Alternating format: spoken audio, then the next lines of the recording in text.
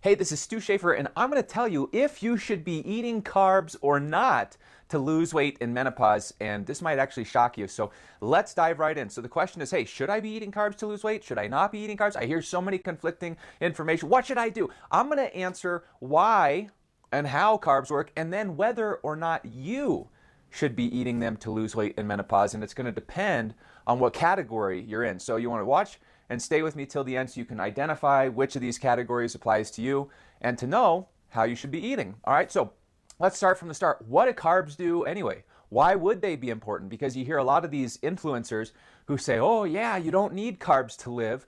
You only need proteins and fats, and that's really a misnomer. While you could live, like not die, without carbs, that doesn't necessarily mean that not eating carbs is ideal. Carbs can really enhance your quality of life. They can enhance your metabolism, your aging, and anti-aging, and longevity, and energy, and performance. So there's a lot of reasons you should have carbs, but we're going to determine if you should be eating them or not. So let's take a look here. The three main things that carbs do. Number one is they give you energy. Now, I can't tell you how many clients I've worked with that say, well, you know, I just don't have any energy, and I'm sluggish, I have brain fog, I'm not motivated, I'm gaining weight, I don't understand.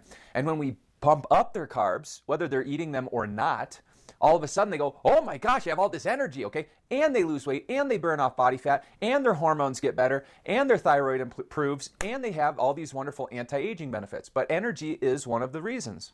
Now, of course, you've got to eat the right type of carbs in the right amount at the right time of day and in the right combination with other foods. Now, I've done previous lessons on that. If you haven't looked at those lessons, go right now, okay? Check them out.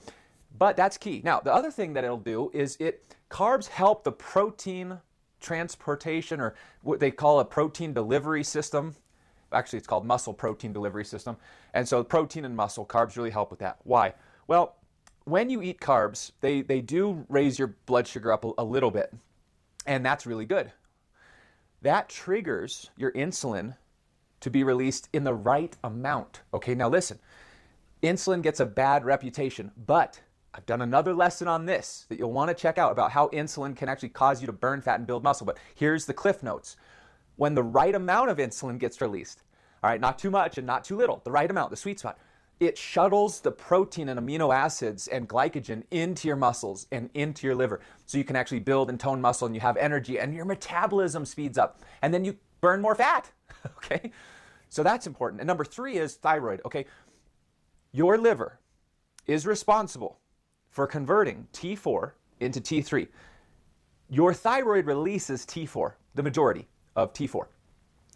The body doesn't use the T4. All the things you hear about thyroid, energy, metabolism, quality of life, hair, skin, nails, that comes from T3. And your body has to convert T4 to T3. It does that in the liver. And the liver needs carbs to do that. So when someone goes on a really low carb diet, a lot of times their thyroid levels will go down, specifically their T3, because the liver doesn't get enough fuel to make that conversion. And if your T3 goes down, then your metabolism will go down and you won't burn fat as easily, your energy will drop, and you'll lose muscle. So all of these things are critical, and that's what carbs help with. So they can be very beneficial.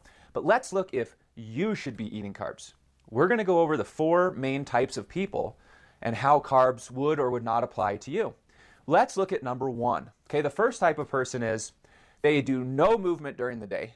They're at like a desk job or they're sitting all day, and they don't exercise. Now, if you're listening going, why don't you need to exercise to lose weight? Well, technically you don't, okay? If someone just wants to lose weight, now we're not talking about body fat here. They say, well, I just want to lose weight. I'm not active and I don't exercise, and I'm not going to exercise. That person might do better with a lower carb diet. Why? Because they don't need energy. They're not doing anything. They're sitting all day, and they don't care about building muscle or being toned. They just want to lose weight. I mean, this might be there's someone's very, very, very obese, and they just can't move. They literally can't move. Their joints won't allow them to. They may consider starting temporarily with a lower carb nutrition plan, getting some of their carbs from vegetables until they get to the point where they could start moving. All right, well, that's person number one.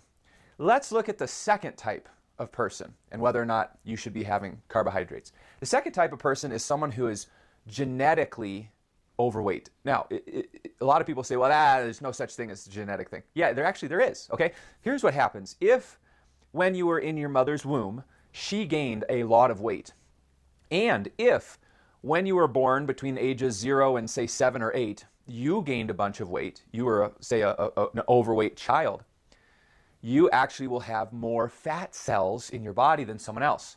The actual number of fat cells will be greater, and you can't necessarily get rid of those. You can empty them and fill them.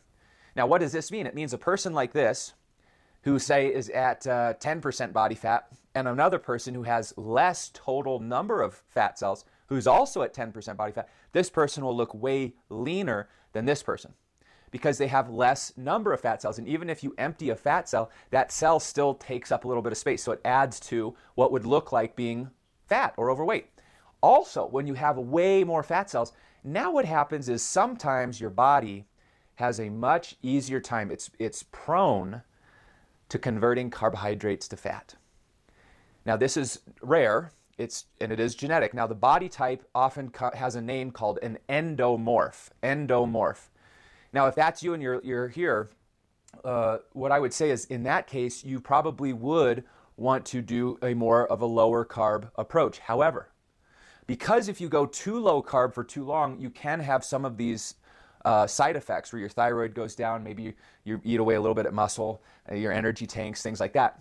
This is where a person like this who's genetically predisposed to converting carbs to fat might do better with carb cycling, where you are predominantly lower carb, but every 3 to 7 days you eat carbs enough to kind of recharge some of these parts of your system so that your body still functions optimally.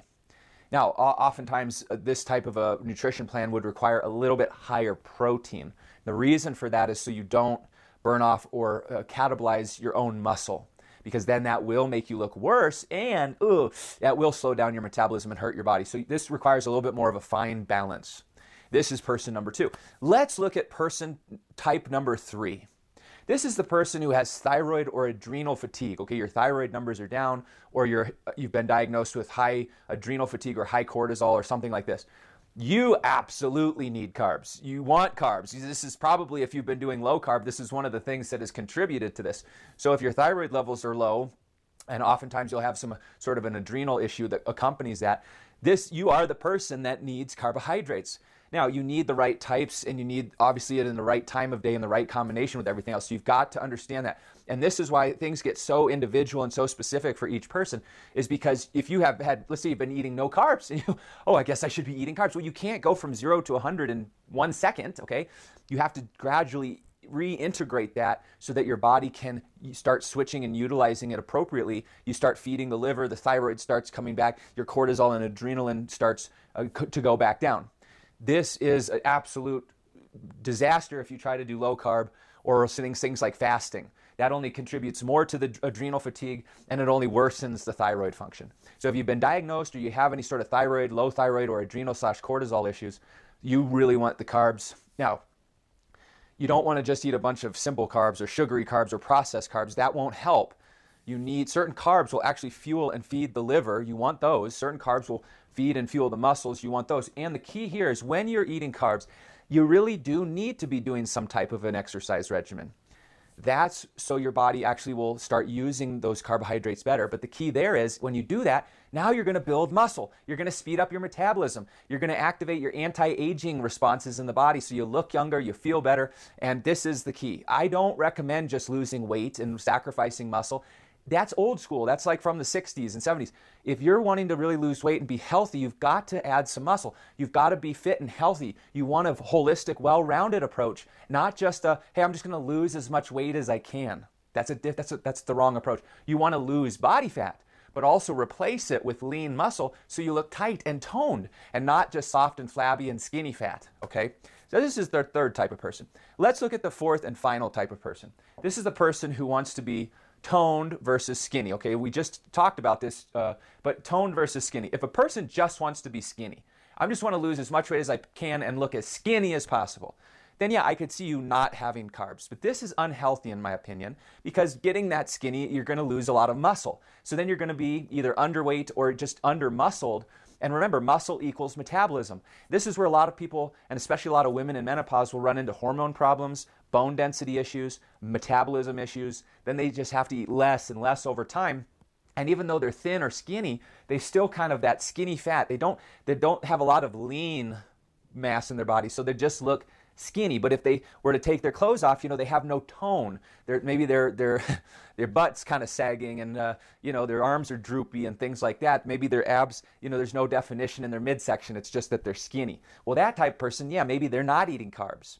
But if you want to be toned and fit and healthy, and you want to replace your body fat with muscle, so that when you are wearing a sleeveless dress, for example, or you're at a beach with a swimming suit on, a bikini or something, you have that nice toned, tight set of legs and glutes, and your arms look good, and they've got the little lines, and you look really healthy and really fit. This, you absolutely want the carbohydrates, because in order to get that body, you are going to need to exercise and do some resistance training. It's the weight training that really helps firm everything up. That stimulates your metabolism. That also helps with energy. And so those carbs would not only fuel that muscle, it would also fuel your thyroid, give you the energy to exercise. And that's really where you develop a great physique, a really awesome body that's going to last a long time. This is really one of the keys to permanent success, because you're not just wrecking your body. And this is the route that I do and take with my clients. This is the route I recommend, because it's the healthiest route. When you have muscle and you're working out with weights and doing weight training, and you're doing aerobics and you're eating the carbs along with other foods, obviously, this is where you increase your bone density, you increase your balance, your functionality, your strength, your muscle. And these are so important as you get older for a good quality of life. And also so that you don't get injured, and so that you can do the things you want to do as you get older, and you have the strength and the ability to do that. And it looks so good. This is how you get there. And you want carbs for that. You want carbs to develop the muscles, to keep your thyroid levels high, to help balance and offset, lower your cortisol and adrenaline, so that your body really is happy, and you've created a wonderful environment for your body to thrive. This is critical. Okay, I'm going to splash up 2 videos that's going to explain how to do this in depth. We're going to do a video specifically on carbs here that you want to go to, and we're also going to do a video that dives a little bit more into some of the nutrition and exercise, so we can tie all of this together. So you'll want to watch those videos. I will see you over there, and I hope this was helpful. All right, take care.